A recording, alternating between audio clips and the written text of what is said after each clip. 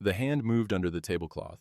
Warren saw it, Kyle's fingers disappearing beneath the hem of Diane's dress, just above her knee. Pastor Ruth saw it too, her coffee cup pausing midair. 30 people in the church fellowship hall, and nobody said a word. The furnace hummed its industrial rhythm, pumping basement warmth against the January cold seeping through concrete. The coffee urn gurgled. Someone laughed at the far table. The smell of ham glaze mixed with floor wax, sweet and chemical at once. Warren's cake knife clattered against the plate. Diane leaned into Kyle's shoulder during the toast, her turquoise bracelet catching the fluorescent light. Warren had never seen that bracelet before.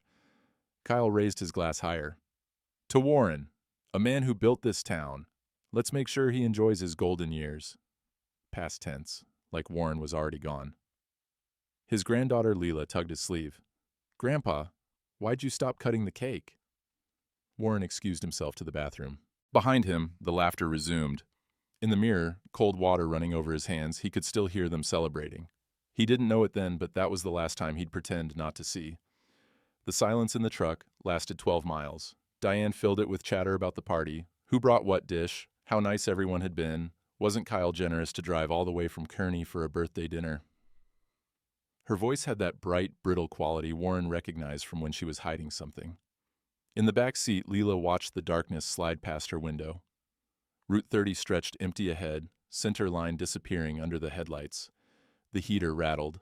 Warren's hands stayed at 10 and 2 on the wheel, steady despite the tremor that had lived in his right hand since his Navy days. 42 years of marriage, and he'd never felt this kind of quiet between them. That bracelet, he said finally. Where'd it come from? Diane's hand went to her wrist, protective. Does it matter? It mattered, but Warren didn't have the words yet for why, so he drove the rest of the way home in silence. The windbreak pines whistled as they turned into the driveway, the sound sharp and accusing. Inside, Diane went straight upstairs. Leela hugged him goodnight without speaking, her small arms tight around his waist like she was trying to hold something together. Warren sat at the kitchen table until the furnace cycled off and the house went cold around him. Morning found him at the grain elevator by 5:30. The building had been closed for 6 years. Town couldn't sustain it after the co-op consolidated. But Warren still had keys. He still walked through every few weeks, checking locks, oiling hinges, measuring nothing in particular. The diesel heater kicked on when he flipped the switch, filling the space with that familiar petroleum smell. He ran his hand along the scale platform, checking for rust. Everything in its place, everything honest. A bushel of wheat weighed what it weighed. Numbers didn't lie, didn't laugh at you behind your back, didn't let some younger man's hand slide up their leg in front of God and everybody. His phone buzzed, Verge's name on the screen. You at the elevator? Verge's voice was gravel and coffee. Where else would I be? Earl called me about your easement renewal. Deadline's April 30th. That's 103 days, Warren. You got the paperwork started? Warren looked out the small window toward the back 40 acres, invisible in the pre-dawn dark. That land had been in his family since his grandfather homesteaded it. His father had lost the original farm in the Depression, died in a rented room in town, looking out at fields that used to be his. Warren had sworn he'd never lose land to foolishness or failure. I'll handle it, Warren said. Need help with anything? Warren almost said no, almost, but Verge had been his friend since they served together on a supply ship in '54. If you couldn't ask your shipmate for help, who could you ask? Maybe, Warren said. I'll call you. He hung up and turned to leave. That's when he saw it, the hymnal on the small desk by the door. He didn't remember bringing it here. Diane must have put it in his truck after the party, Kyle's gift, inscribed with his dealer's flourish. Psalm 23, Walk Through Valleys, friend. Warren opened it to the marked page. A slip of paper fell out, fluttering to the concrete floor, not a bookmark. A ledger page, torn from a spiral binding, columns of numbers in Kyle's handwriting, dates, amounts, initials. Warren's elevator training kicked in automatically, his eyes scanning the entries. 3 dates jumped out. He knew those dates. Diane had been volunteering at church those nights. The paper trembled in his hand, not from the tremor this time. 5:10 in the morning, Kyle Brennan walked into Maggie's Route 30 diner like he owned it. Warren and Verge had been sitting in their booth since 5, same as they had for 47 years. Same window view, same cracked vinyl, same coffee mugs with their names in Sharpie on the bottom. Verge always took the seat facing the door, old Navy habit, watching his shipmates back. Kyle slid into the booth without asking. Morning, fellas. He flagged down Maggie. 3 lattes, top shelf if you've got it. Maggie's expression didn't change. We got coffee. Black, cream, or sugar. Coffee's fine then. Kyle's smile never dimmed. He wore a fleece vest over a pressed shirt, the kind of outfit that cost more than Warren spent on clothes in a year. His cologne cut through the bacon grease smell, sharp and expensive. Beautiful morning. Heard on the radio it might hit 40 today. Spring's coming early. It was January 19th. Spring was 3 months away. Warren sipped his coffee and said nothing. The ceramic mug was warm in his hands, familiar. He could feel Verge's tension across the table. His friend knew something was wrong, but wouldn't ask with Kyle sitting there. Warren, I've been meaning to ask. Kyle leaned back, easy and confident. You still farming the back 40? That's ambitious for one man. Warren looked at Kyle's hands, smooth. No calluses, no scars, no soil under the nails. Been farming it for 40 years. Sure, I just mean, that's a lot of land. Kyle's eyes held his. A lot of maintenance. Access road, easement paperwork, all that bureaucratic nonsense. Must be getting harder to keep up with at your age. The words hung in the air like diesel smoke. I keep up fine, Warren said. Kyle smiled and changed the subject to equipment prices, commodity futures, things that let him show off what he knew. Maggie brought the coffee. Kyle left a 20 on the table for 3 cups that cost $6 total, made a show of telling her to keep it. After he left, his truck engine unnecessarily loud in the quiet morning, Verge spoke. That son of a bitch. Warren just nodded. The bank statement arrived that afternoon. Warren sat at the kitchen table, reading the same line over and over, $8,000, withdrawn in cash on February 3rd, 4 days after his birthday. Diane was at the church. Volunteering, she'd said. He called her. The phone rang 4 times before she answered, her voice bright and distracted. Did you take $8,000 out of our savings? A pause. Chairs scraping in the background. She was in the fellowship hall. It's for the church renovations. I told you about it. You didn't tell me about $8,000. Warren, we talked about this. Kyle's matching our donation. It's for the new roof fund. Since when do we donate through an equipment dealer? Her voice cooled. Since the equipment dealer is generous enough to double what we give. Why are you interrogating me about this? Because your hand didn't move when his fingers went under your dress. Because you're lying about where you were 3 nights last month. Because I found a ledger page that proves it. Warren didn't say any of that. He said, we'll talk when you get home. She hung up without saying goodbye. His phone rang again almost immediately. Earl Dobson, the town clerk. Earl's voice always carried that bureaucratic, careful tone, like he was reading from a script. Warren, I need to ask you about a filing that came through yesterday. Equipment lien on your property, signed by you and Diane both. The kitchen seemed to tilt. What filing? Kyle Brennan's LLC, agricultural equipment loan, using your land as partial collateral. Your signatures are on the application, dated January 29th. But Warren, I gotta tell you, that don't look like your handwriting to me. I've seen your signature on county documents for 30 years. Warren's right hand started shaking worse, the tremor spreading up his arm. I never signed anything for Kyle Brennan. Oh, that's what I figured. But legally, it's filed. You're going to need to contest it, probably get a lawyer involved. Thing is, if it stands, and if there's any default on the loan, that lien could complicate your easement renewal. I know you got that deadline coming up. Warren closed his eyes. The furnace kicked on, the sound suddenly oppressive in the quiet house. Earl, did Diane sign it? Her signature's there. Looks legitimate to me, but I ain't a handwriting expert. After he hung up, Warren sat at the table until the light changed and afternoon turned to evening. When Diane came home, he had the bank statement and Earl's message laid out in front of him. Did you sign something for Kyle? His voice came out flat, drained of everything but the need to know. Diane set her purse down. Her coat still smelled like coffee and floor wax from the church basement. Just a formality. He said it helps with his tax write-off for the donation matching. Why are you interrogating me like I've committed a crime? Because I never signed it. And Earl says my name's on there too. Her face went pale, then red. You're accusing me of fraud? Of stealing from you? My God, Warren, what's happened to you? She went upstairs. Warren heard the bedroom door close. Not slam, just close with a finality that felt worse than anger. He looked at the paperwork spread across the table. Numbers, signatures, lies written in ink. His father's voice in his memory. A man's word and his deed, that's all he leaves behind. Midnight. Warren's truck idled in Verge's driveway, headlights cutting through the February dark. He'd been sitting there for 10 minutes, the ledger page on the passenger seat, trying to decide if asking for help made him weak or just tired. The porch light came on. Verge opened the front door in his bathrobe, waved him in. The kitchen smelled like coffee and old wood. Verge poured 2 cups without asking, set them on the table, worn smooth by 30 years of his wife's Sunday dinners. She'd been gone 5 years now. The house still felt like hers. Warren slid the ledger page across the table. Verge put on his reading glasses, the kind that hung on a chain around his neck. His finger traced the columns, pausing on the dates. Feed mill operators knew bookkeeping the way sailors knew tides, deep and instinctive. "These dates," Verge said after a long silence.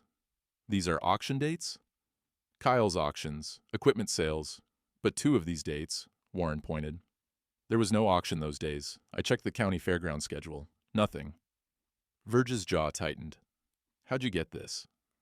"Found it in a hymnal Kyle gave me. Don't think he meant to leave it there." The coffee was strong enough to taste the bitterness. Verge studied the numbers again, his feed mill mind working. "These amounts are wrong, too. I was at the March auction last year. That Deere tractor went for $12,500, not $15 like he's got written here. He's padding numbers." Warren felt something crack open in his chest. Not quite hope, but close. "You believe me?" "Hell yes, I believe you. Kyle Brennan's been slicker than calf snot since he moved here 3 years ago. Town fell for the charm, but I never trusted a man who smiles that much." Verge pulled out his phone, scrolled through contacts. "I know somebody. County extension agent, handles farm credit disputes. Good man, let me call him. It's midnight. It's Saturday morning in 2 hours. He owes me for a feed delivery I didn't charge him interest on. I'm calling." While Verge talked in low tones in the living room, Warren sat with his coffee and tried not to think about Diane, asleep in their bed, or how she'd looked at him like he was the problem. The furnace hummed. Ice melt dripped from the eaves outside, a steady rhythm that sounded like time running out. Verge came back. "He'll call you tomorrow. Says if what's on that ledger matches what he's got in his files, you might have something. But Warren..." He sat down heavy. "I gotta ask, you think Diane knew what she was signing?" The question Warren had been avoiding for 12 hours. "I don't know anymore," he said finally. "I don't know her anymore." Verge reached across the table, gripped Warren's shoulder the way he had 50 years ago, when they were both young and scared and so far from home, the ocean felt like it might swallow them. "You ain't fighting this alone. Shipmates don't abandon each other. You taught me that." Warren's throat went tight. He nodded because speaking would have broken something he needed to keep intact. The county extension agent's name was Robert Chen, and his voice on the phone carried the patience of someone who'd explained complicated things to worried farmers his entire career. Warren sat in Verge's kitchen, neutral ground, away from Diane's questions, and put the call on speaker. "Mr. Haskell, I've pulled Kyle Brennan's auction records from the state database. The dates on your ledger page. You're right. 2 of them don't correspond to any registered auctions, and I've got something else." Papers rustled. 3 complaints filed against Brennan's LLC in the past 18 months. Equipment sales with inflated interest rates, conditional terms that weren't disclosed, intimidation tactics when buyers tried to back out. None of them went anywhere because the farmers withdrew their complaints. "Why would they withdraw?" Verge asked. "Fear of retaliation, most likely. Small-town business. Word gets around that you're causing trouble. Suddenly, nobody wants to sell you parts or buy your harvest. It's economic pressure dressed up as neighborliness." Warren's hand tightened on his coffee mug. "So what can I do?" "You need community testimony. If I can show a pattern, multiple victims willing to speak publicly, the county can open a formal fraud investigation. That would put a hold on any liens tied to his business, give you breathing room on your easement deadline." Chin paused. "But Mr. Haskell, these farmers won't speak up alone. They're scared.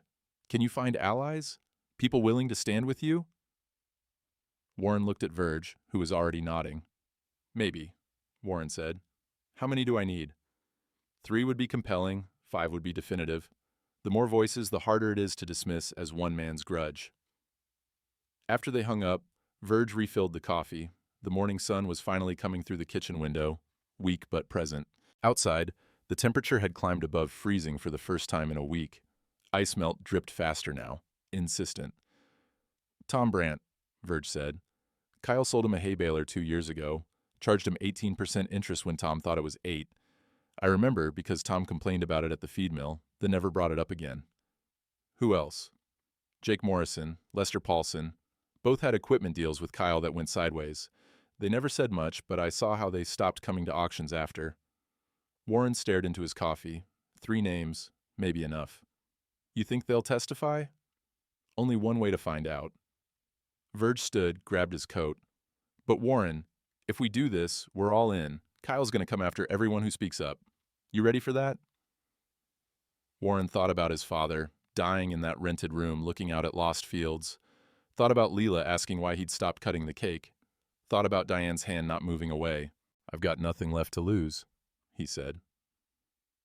That's not true, Verge said quietly. You got your word. That's everything. The church council met on the second Thursday of every month in the same basement where Warren's birthday dinner had imploded his life. He hadn't been back since. Now he sat in a metal folding chair that scraped against linoleum every time someone shifted weight. 8 council members arranged themselves around the long table. The Hendersons, Carol Brandt, the Yamamotos, Earl Dobson in his capacity as town liaison, and Pastor Ruth at the head. Kyle sat 3 chairs down from Warren, relaxed and confident in a starched shirt that probably cost more than Warren's Sunday suit. Diane sat next to Kyle. The fluorescent lights hummed. The coffee urn gurgled in the corner, that same institutional sound. The smell of floor wax mixed with damp wool. Half the council had walked through slush to get here. Outside, sleet ticked against the high windows. Warren had rehearsed what he wanted to say, kept it simple, just asked for an audit of the building fund donations, specifically the matching contributions Kyle claimed to be making. No accusations, just a request for transparency. Pastor Ruth listened with her hands folded. Warren, I appreciate you bringing this concern to us. Kyle, you've been generous to our congregation. Would you be willing to provide documentation? Kyle's smile never wavered. Of course, Pastor. I've got nothing to hide. My accountant can have everything here by next meeting. He turned to Warren, and something flickered in his eyes. Not anger, something colder. I'm happy to open my books. I just wish Warren had asked me directly, instead of making it a public issue. I did ask, Warren said. You told my wife it was a tax write-off. And it is, a legitimate one. But I understand your confusion. These financial arrangements can be complicated for folks who aren't familiar with business structures.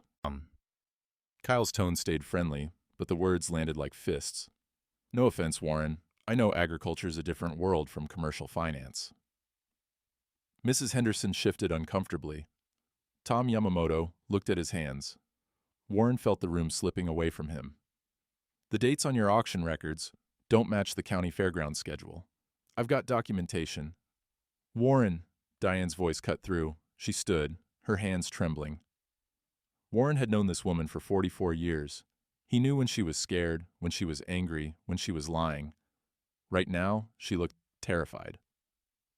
I think we need to talk about what's really happening here. The room went silent except for the sleet and the fluorescent hum. My husband has been struggling, Diane continued. Her voice cracked. With aging, with memory. He's been accusing me of terrible things, checking up on me, going through our bank statements like I'm a criminal. Last week he claimed I forged documents I signed in good faith to help the church. Warren's chest tightened. Diane. He's not well. A tear slid down her cheek. Real tears. Warren could see they were real. I didn't want to say this publicly. I wanted to protect him, but he's accusing good people. Kyle's done nothing but try to help this community, and I can't watch him destroy relationships because he's confused. The word hung in the air. Confused. Pastor Ruth's expression softened with concern. Carol Brandt reached over to pat Diane's hand. Even Earl Dobson, who'd called Warren about the forged signature, looked uncertain now. Kyle stayed quiet, letting Diane's words do the work. Warren looked at Pastor Ruth. She'd been there. She'd seen Kyle's hand disappear under the tablecloth. She'd met Warren's eyes across the table. Pastor, Warren said, you were at my birthday dinner. Ruth's jaw tightened. She started to speak. I must say, Kyle interrupted smoothly. With respect, Pastor, I think we need to be sensitive here. Warren's own family is telling us he's not thinking clearly. Maybe the kindest thing we can do is table this discussion and suggest Warren get some help, medical help. That's not what Pastor Ruth tried again, but Tom Henderson was already nodding. Maybe we should postpone the vote. Give everyone time to cool down. I agree, Carol Brandt said, still holding Diane's hand. This feels like a family matter we're not equipped to handle. Warren watched it happen in real time, the room deciding he was the problem. Not Kyle with his forged signatures and falsified ledgers. Not Diane with her $8,000 withdrawals and lies about volunteering. Him, the confused old man who couldn't accept that younger, successful people were just trying to help. We'll table this for 30 days, Pastor Ruth said quietly. She wouldn't look at Warren. Council is dismissed. The vote was 5-3 against even discussing an audit. Warren stood. His chair scraped loud in the sudden quiet. He walked out without looking back. The sleet had turned to freezing rain. Warren's boots crunched on the church parking lot ice, each step careful and deliberate. His truck was covered in a thin shell of frozen water that he'd have to scrape clean. He didn't get the chance. The coffee mug sat on his hood, smashed into 3 pieces. His mug from the diner, the one with his name and Maggie's Sharpie on the bottom. The ceramic shards were arranged carefully, not scattered like they'd fallen, placed. Warren picked up the largest piece. The edge was sharp enough to cut. Ice melt had already started filling the cracks where the mug had broken. Behind him, car doors opened and closed, engines started, the council members leaving, probably discussing him in low tones. Poor Warren. Diane's right to be worried. He used to be so sharp. He stood there, in the freezing rain until his truck was the only one left in the lot. The cold soaked through his coat. His right hand shook hard enough that he almost dropped the ceramic shard. When he finally got in the truck and started the engine, his phone buzzed. A text from Diane's sister in Lincoln. Dee is staying with me for a few days. Give her space. She's very upset. Warren set the phone on the passenger seat and stared at the broken mug piece in his palm. 67 years old, married for 42 of them, and tonight, in the basement of the church where he'd been baptized, his wife had called him confused in front of God and the council, while the man she'd let touch her sat 3 chairs away and smiled. He drove home through streets glazed with ice. The windbreak pines shrieked in the wind, hostile and accusing. The farmhouse was dark. He'd forgotten to leave a light on. Inside, the silence was absolute. Even the furnace seemed to hold its breath. Warren sat at the kitchen table and set the ceramic shard next to the ledger page, the bank statement, Earl's notes about the forged signature. Evidence that didn't matter to anyone but him. His phone buzzed again. Verge's name. You okay? Warren typed back, no. 3 dots appeared, then disappeared. Then, I'll save your seat at the diner, every morning, for as long as it takes. Warren read it twice before the words broke through. He wasn't crying. He'd been a sailor, a farmer, a man who handled things, but his eyes burned and his throat closed, and the farmhouse was so goddamn quiet he could hear his own heartbeat. Outside, the freezing rain turned to snow. Winter wasn't done with him yet. Warren didn't go to the diner the next morning, or the morning after that. 3 days after the church council meeting, Verge showed up at 5 a.m. anyway, took his usual seat in their booth, and turned Warren's coffee mug upside down on the scarred Formica table. The one Maggie kept behind the counter with Warren, written in permanent marker on the bottom, different from the mug that had been smashed on his truck hood. Maggie understood without asking. She poured Verge's coffee, glanced at the upside-down mug, and nodded once. The booth stayed empty across from Verge. The mug stayed upside down. At 5:15, Kyle Brennan walked in. His boots tracked slush across the clean floor. He saw the empty booth, saw Verge sitting alone with the upturned mug, and something flickered across his face. Not quite satisfaction, not quite concern, something in between. He walked to the booth and slid into Warren's seat. Morning, Verge. Warren not coming today? Verge sipped his coffee, didn't look up. That seat's taken. Kyle glanced around the empty diner. Doesn't look like it. I said it's taken. Maggie appeared at the table with the coffee pot. Her family had run this diner for 40 years. Her parents had immigrated from Taiwan in the 70s, bought the place when the previous owner died, and built it into the town's morning ritual. She'd grown up watching men like Warren and Verge hold their same booth for decades. Merkiid. Brennan, she said, her voice carrying that particular politeness that wasn't polite at all. There's an open booth by the window. Kyle's smile tightened. I'm fine here. No, Maggie said. You're not. For 5 seconds, nobody moved. The coffee maker hissed. Early morning traffic whispered past on Route 30. Somewhere in the kitchen, bacon sizzled. Kyle stood. Suit yourself. He dropped a 20 on the table, more than his coffee cost, more than he needed to leave. Keep the change. Maybe buy a new mug for Warren, heard his got broken. After he left, his truck engine unnecessarily loud in the pre-dawn quiet, Verge spoke to the empty seat across from him. 63 days until your easement deadline. I'm saving this spot until you're ready to use it. Maggie refilled his coffee without a word. The upside-down mug stayed on the table, marking territory, holding space, waiting. Warren was in the machine shed when his granddaughter's truck pulled up the driveway. He heard the engine before he saw it. A Ford Ranger, older but maintained, the kind of vehicle someone bought with their own money and took care of. Emily climbed out with a backpack over her shoulder and a laptop case in her hand. 22 years old, home from the University of Nebraska-Lincoln for spring break. She had her father's practical build and her grandmother's stubborn jaw. Mom called, she said by way of greeting. Told me what happened at the church. Warren set down the wrench he'd been using to adjust the workbench vise. Your grandmother tell you I'm confused? Grandma told me you're accusing people of fraud without understanding how business works. Emily climbed the 2 steps into the shed. It smelled like motor oil and old wood, WD-40, and the ghost of decades of work. So I came home to see for myself. She set her laptop on the workbench, flipped it open, and the screen's glow looked alien in the shed's dim winter light. I'm studying ag business, she said, which means I spend a lot of time looking at farm credit structures, equipment liens, and rural fraud cases. Show me what you've got. Warren pulled out the ledger page, the bank statements, Earl's notes. Emily's fingers moved across the keyboard, pulling up county records, state databases, business filings. Her eyes scanned faster than Warren could follow. After 20 minutes, she sat back. Okay, so Kyle Brennan's LLC is registered to a P.O. box in Kearney. His equipment dealer license expires May 30th. That's 8 days after your easement deadline. And look at this. She turned the screen toward him. A list of liens, judgments, creditor notifications. He owes money, a lot of money. This one here, she pointed. Equipment supplier out of Omaha, $180,000, due May 30th. Same date his license expires. Warren stared at the numbers. He's in trouble. He's desperate, Emily corrected. And desperate people do stupid things, like forge signatures to create fake collateral for loans they can't pay back. She pulled up more records. Kyle's auction history, business transactions, property searches. Her generation moved through digital spaces the way Warren moved through grain elevators. Instinctive, practiced, reading patterns and data the way he'd read moisture content in wheat. Grandpa, can I ask you something?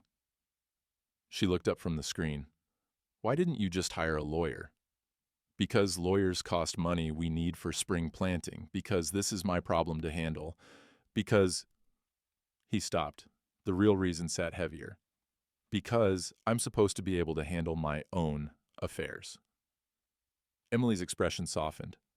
You taught me how to drive the tractor when I was 12. You taught me to read soil quality by touch, to fix an engine by sound, to know when harvest was ready by smell. You taught me that asking for help isn't weakness. It's knowing your limitations and finding the right tools. She pulled up another screen. You're amazing with grain elevators and scales and measuring moisture. I'm good with databases and digital records. We're a team, Grandpa. Let me be your tool for this. Warren's throat went tight. Outside, the March wind rattled the shed's metal siding. Warmer than it had been, 40 degrees instead of 20. Not quite spring, but heading that direction. The snow was melting into mud. Your grandmother's going to be angry if you take my side. Grandma's going to be angry anyway. Emily saved several documents to a folder, organized them with the efficiency of someone who'd grown up with technology as a language. But I want to farm this land someday. That means I've got a stake in making sure it stays in the family. So, yeah, I'm taking your side. She created a new document, started typing. We're going to build a case. A real one. With evidence that even the church council can't ignore. Her fingers paused. But Grandpa, you need to know, this is going to get worse before it gets better. Kyle's going to fight. People are going to choose sides. Are you ready for that? Warren thought about the upside-down mug at the diner, about Verge saving his seat every morning, about the land his grandfather homesteaded and his father lost and he'd sworn to protect. I don't have a choice, he said. Emily nodded and went back to typing. The laptop keys clicked in the quiet shed, a sound his grandfather never could have imagined. Solving problems his father never had words for. Through the shed's small window, Warren could see the back 40 acres. Still frozen, but underneath, the soil was preparing. In 6 weeks, he'd need access to that land for spring planting, if he still had access at all. The feed mill parking lot was half mud, half ice when Warren pulled in to pick up seed for spring planting. March had arrived with freezing rain that turned the ground into something between seasons, winter refusing to leave, spring not quite ready to commit. Tom Brandt's truck was already there, the diesel engine ticking as it cooled. Tom stood by the loading dock, talking to one of the mill workers. When he saw Warren, he walked over. "Got a minute?" They moved to the side of the building, out of the wind. Tom was 64, a neighbor whose land bordered Warren's on the east side. They'd helped each other with harvests for 30 years. "Carol thinks I'm crazy for saying this." Tom kept his voice low. "But I believe you about Kyle. He sold me a hay baler 2 years ago, told me 8% interest. Contract said 18. When I called him on it, he said I must have misheard. Made me feel like I was the one who couldn't read." Warren's chest loosened slightly. "You willing to say that publicly?" "Maybe. Depends." Tom glanced toward the feed mill office. "Carol's got friends at church. Women's Bible study group. Diane runs it. They've all been talking. About you, about how you're not well, how you're making trouble for no reason." He met Warren's eyes. "I believe you, Warren, but my wife's got to live in this town, too." Before Warren could respond, Carol Brandt's Suburban pulled into the lot. She climbed out, saw them together, and her expression went hard. "Tom." Not a greeting, a command. She walked over, her boots squelching in the mud. The smell of manure from the neighboring fields mixed with diesel fuel and the sharp ozone scent of coming rain. "Warren, I need you to leave my husband alone." "Carol," Tom started. "No." She turned to Warren, and he saw genuine anger there. "Kyle Brennan has been nothing but generous to this town. He sponsors the Youth Baseball League. He donated $15,000 to the church roof fund. He drives 2 hours each way to come to community events. And you're trying to destroy his reputation because you can't accept that your wife is worried about you." "Carol, that's not—" Tom tried again. "And now you're dragging Tom into it, trying to get him to back up your conspiracy theories." She grabbed Tom's arm. "We're leaving." "I'm not done here," Tom said quietly. "Yes, you are." Carol's voice carried across the parking lot. "Your loyalty to that old man is going to cost us friends. Is that what you want?" Tom pulled his arm free, gently but firmly. "If speaking the truth costs us friends, then they weren't friends to begin with." Carol stared at him for a long moment, then got back in the Suburban and drove away. The tires threw mud. Tom watched her go, something defeated in his shoulders. "I'll talk to Jake Morrison and Lester Paulson. They both had bad deals with Kyle. But Warren, this is going to split families. You know that, right?" Warren knew. He could feel his own family already fractured. Diane and Lincoln with her sister, their daughters taking sides they hadn't even declared yet. "I know," Warren said. The call from the county investigator came that afternoon. Warren was in the farmhouse kitchen, Emily at the table with her laptop open, when his phone rang. "Mr. Haskell, this is Robert Chen. I've got news." Warren put it on speaker so Emily could hear. "The signature analysis came back, the lien document filed in your name. It's a forgery. Your handwriting has a distinctive characteristic from an old hand injury. Slight tremor in the downstrokes that shows up under magnification. The signature on the lien doesn't have it." Emily's eyes went bright. She started typing, creating a new document. "There's more," Chen continued. "Pastor Ruth Connolly delivered a sealed letter to the church board yesterday. She also sent a copy to my office. It's a witness statement describing inappropriate conduct at your birthday dinner, very detailed, very credible." Warren's throat went tight. Ruth had stayed silent at the council meeting, but she'd been working behind the scenes. "What does this mean?" Warren asked. "It means if you can get community testimony by May 15th, 3 to 5 people willing to speak publicly about Kyle Brennan's business practices, I can expedite lien removal before your easement deadline. The forgery gives us grounds. The witness testimony establishes pattern. Together, they're enough. May 15th, exactly 2 weeks before the easement deadline." "Can you deliver that?" Chen asked. Warren thought about Tom Brandt, standing in mud, choosing truth over his wife's approval. About Verge, saving his seat at the diner every morning. About Emily, typing furiously now, building a case with tools he didn't understand but trusted anyway. "I can try," Warren said. After they hung up, Emily turned her laptop toward him. She'd created a timeline. Dates, documents, witness statements, all organized with color coding and cross-references that made Warren's head swim. We're going to win this, she said. Warren looked at the screen, then out the window at the back 40. The snow had finally melted completely. Mud season, the worst time of year, everything frozen underneath and rotting on top. But necessary. You couldn't get to spring without going through the mud.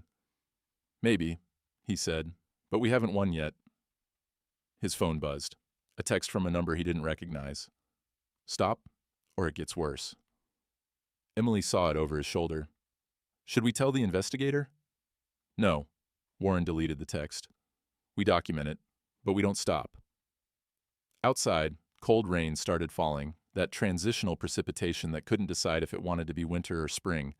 The sound on the farmhouse roof was steady, insistent, like time counting down. The divorce papers arrived on a Tuesday, hand-delivered by a process server who apologized for interrupting Warren's lunch. Emily was in town picking up supplies, so Warren sat alone at the kitchen table and read through them, irreconcilable differences. Division of assets, petitioner requests. The legal language made 42 years sound like a business transaction gone wrong.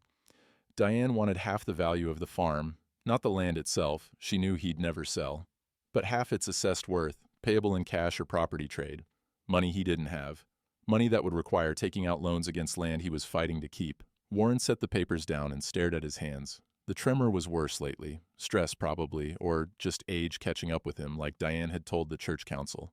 He's confused, he's not well. Maybe she was right. Maybe this whole fight, the ledgers, the signatures, the righteousness he'd wrapped around himself like armor, maybe it was just an old man unable to accept that the world had moved on without him. 2 a.m. found him still at the table. He hadn't turned on the lights. The farmhouse sat in darkness around him, every creak and settling sound amplified. The furnace cycled off and the silence became absolute. Emily's footsteps on the stairs startled him. She came into the kitchen in sweatpants and a UNL hoodie, flipped on the light, and squinted at him. Grandpa, how long have you been sitting here? He didn't know. She saw the divorce papers, picked them up, skimmed them with the efficiency of her generation, set them down carefully, filled the kettle and put it on the stove. Not coffee this time, but tea, the kind her grandmother used to make when Warren couldn't sleep. You're thinking about giving up, she said. Not a question.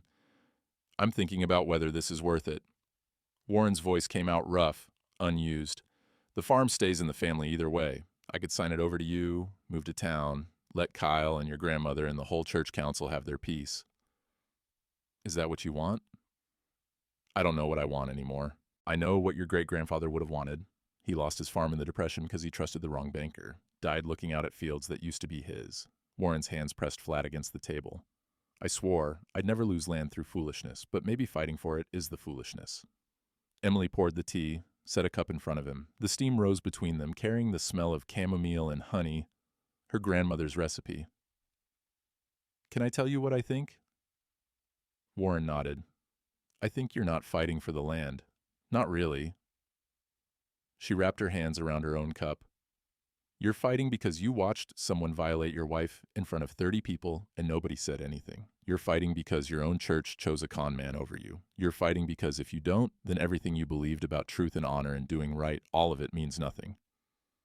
The words hit harder than Warren expected. But I'm losing everything anyway, he said. My wife, my church, friends I've had for 40 years. What's the point of being right if you end up alone? You're not alone. Emily's voice was quiet but certain. Verge saves your seat every morning. Tom Brandt stood up to his wife for you. Pastor Ruth wrote that letter knowing it would cost her. I'm here. We're not nothing, Grandpa. Warren looked at his granddaughter, 22 years old, should be on spring break with friends, instead sitting in a dark kitchen trying to convince her grandfather that dignity was worth fighting for. Your hands don't shake yet, he said. Mine do. Maybe that's the sign. Maybe it's time for hands that don't shake. Emily set down her cup and reached across the table, put her young, steady hands over his trembling ones. You taught me that trembling doesn't mean weak. You told me your hands shake because you worked them hard your whole life. Because you earned the tremor, she squeezed gently, wheezed. I want hands like yours someday. Hands that shake because they worked for something worth working for. Warren's eyes burned. He blinked hard, looked away. There's a meeting tomorrow night, Emily said. At Tom Brandt's barn. Verge set it up. 3 farmers who've been hurt by Kyle. They're willing to talk, willing to testify at the Farm Bureau meeting if you're still willing to fight. And if I'm not? Then they'll understand. They'll go home. Kyle will keep the lien on your land. You'll lose the easement, and in 5 years, nobody will remember this happened. She paused. Except you will. Every time you drive past that closed elevator, every time you see the farm, you'll remember the day you chose peace over truth. The tea had gone lukewarm. Outside, the March wind carried the smell of thawing earth and coming rain. Not quite spring yet, but close. Warren looked at the divorce papers, then at his granddaughter's hand still covering his. "What time's the meeting?" he asked. Tom Brandt's barn smelled like hay and diesel, the scent of every working farm Warren had ever known. 7 men stood in a rough circle under a single work light. Warren, Verge, Emily, Tom, and 3 other farmers. Jake Morrison, Lester Paulson, and Ben Kowalski. They'd each brought coffee in thermoses. Nobody spoke at first. Outside, April rain drummed on the metal roof, steady and cleansing. Jake broke the silence. He was 58, ran a corn and soybean operation east of town. "Kyle sold me a grain auger 3 years ago. Told me it was certified, inspected. Damn thing broke down first harvest. When I tried to return it, he said the warranty was void because I'd misused it. Showed me fine print I'd never seen in the original contract." Lester nodded. "Sold me a used combine. Said it had 200 hours on it. Really had 1,200. By the time I found out, he said I should have done my due diligence. Made me feel stupid for trusting a handshake." Ben Kowalski's story was worse. He gave my son a loan for a down payment on equipment. 18% interest. My boy thought it was 8. When Danny couldn't make payments, Kyle threatened to put a lien on my farm. Said since I'd co-signed, he could come after my land. Ben's voice shook. "My son tried to kill himself last year. Pills. We found him in time. But..." The barn went quiet, except for rain. "Why didn't any of you report him?" Emily asked. "Because he's got friends," Jake said. "Church people. Chamber of Commerce. County commissioner plays golf with him. You report Kyle Brennan, suddenly your equipment breaks down, and nobody's got parts. Your grain buyer finds problems with your harvest. Your banknotes get called in early." He looked at Warren. "You know how it works in a small town. You make waves, you drown." "So why now?" Warren asked. Tom answered. "Because you made it possible. You stood up first, took the hit, lost your wife, your church, your reputation." He paused. "The least we can do is stand with you now." Verge pulled out a folder. Farm Bureau meetings, May 19th. 3 weeks. Annual meeting. 150 people, maybe more. Kyle's the auctioneer this year. He looked at each man in turn. "If you testify there, publicly, in front of the whole county, Kyle's finished, socially if not legally. But it's got to be public. Private complaints ain't enough." "What about retaliation?" Lester asked. "County investigator says once fraud charges are filed, retaliation becomes witness intimidation. Federal offense." Emily pulled up documents on her laptop. "But you need to be willing to go on record. Official statements, maybe depositions." The men exchanged glances. Warren saw the fear there, the calculation of costs. These were family men, farmers with mortgages and children and reputations to protect. "I'm in," Ben said quietly. "After what happened to Danny, if testifying stops Kyle from doing it to someone else's kid, I'm in." Jake nodded. "Me too." Lester took longer, finally. "Yeah, okay, but my wife's gonna kill me." Tom's smile was grim. "Carol's already not speaking to me. Might as well make it worth it." Verge put his hand in the center of their circle. One by one, the others added theirs. Warren's went last, his tremor visible against the younger men's steadier hands. "For the record," Verge said, "this is the bravest thing any of us will ever do."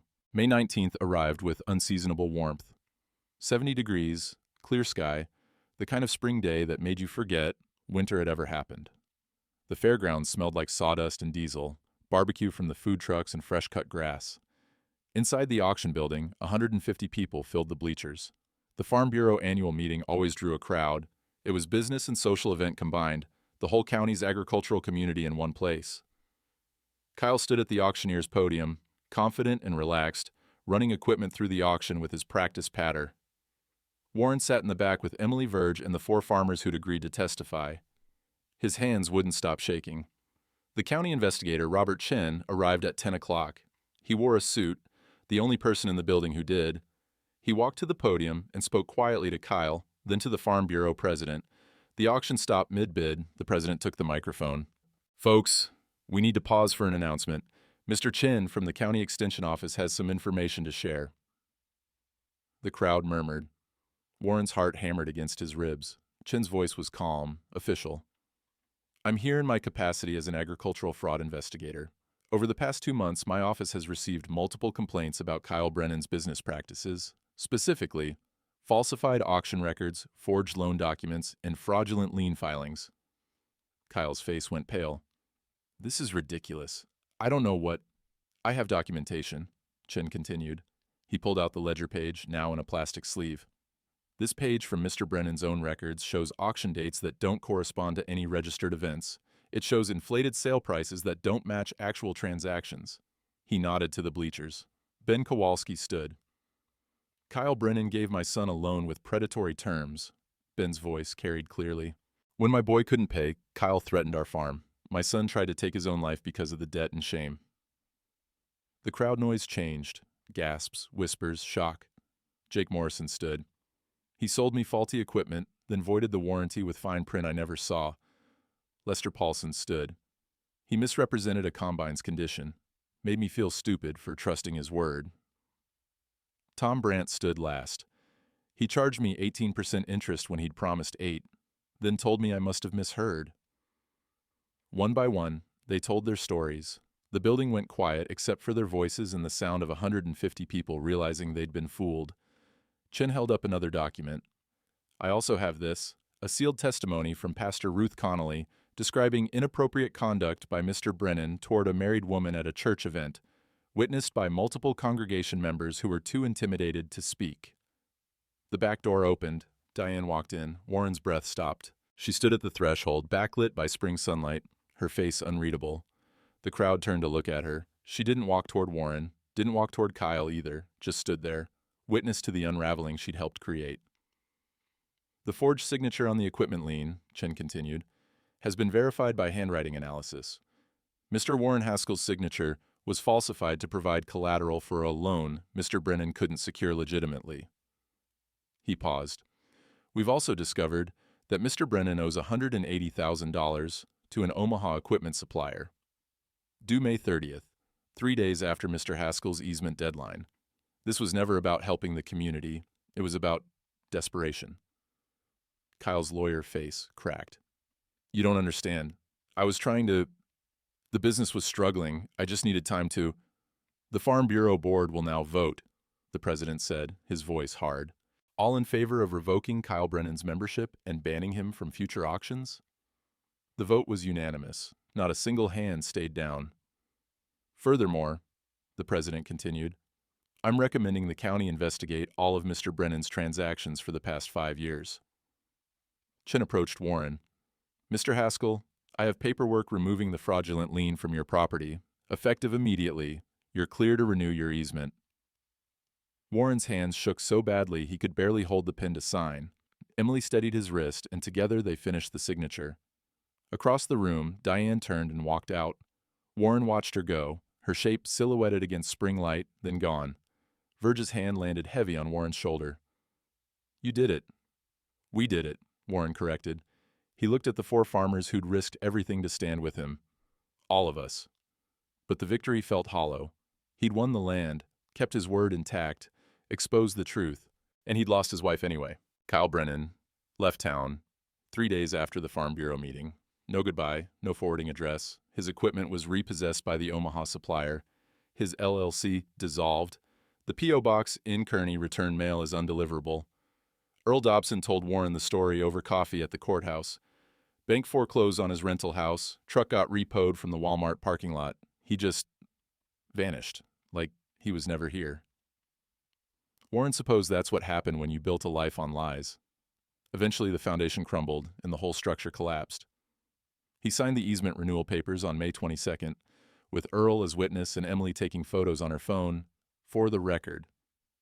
The document felt heavier than it should, like it carried the weight of everything it had cost. Back at the farmhouse, Warren hung the framed easement map in the kitchen, next to the photograph of his father. The Depression-era photo showed a younger man standing in front of a farm he was about to lose, his expression caught between dignity and defeat. Emily stood beside Warren, looking at both frames. He'd be proud of you, Grandpa. Warren studied his father's face. Maybe. Or maybe he'd say I waited too long to fight, that I should have seen it coming, should have protected what was mine better. Or maybe he'd say you did what you could with what you had. She squeezed his arm. Either way, you're still standing. The land's still ours. Ours. The word settled something in Warren's chest. The farm would continue.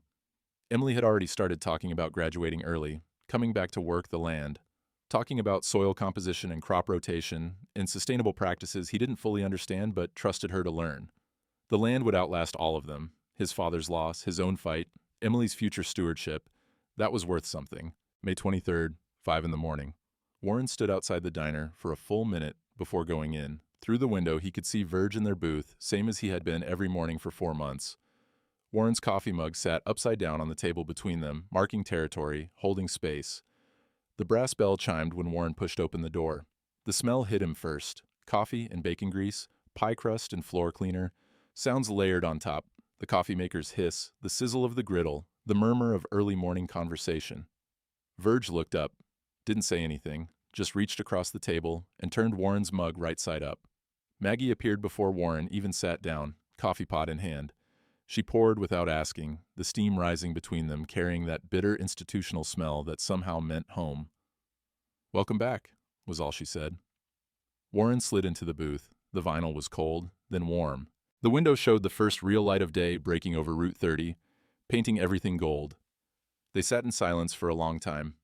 Comfortable silence, the kind that came from 50 years of friendship, the kind that didn't need words. Finally, Verge spoke. "How are you doing?"